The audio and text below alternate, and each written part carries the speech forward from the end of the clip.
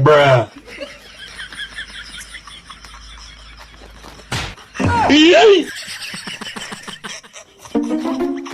Pak, sampean mengak wis tak WA, takon ngeteri kado. Kok malah enak-enak turu? Iki lho. Pak, aku ketut ning jero jok motorku. Iki lho nak mok jipuk karo cangkingno kado nang dhuwur meja.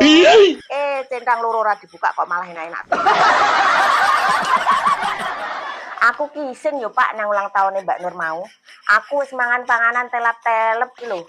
Kado dhewe. Ngenteni sampean lho nganti acarane bar yo ora teko-teko. Banget tenan kok Pak sampean. No kado ki lho. Piro? Lah tasku di. Kae jeneng jero jok.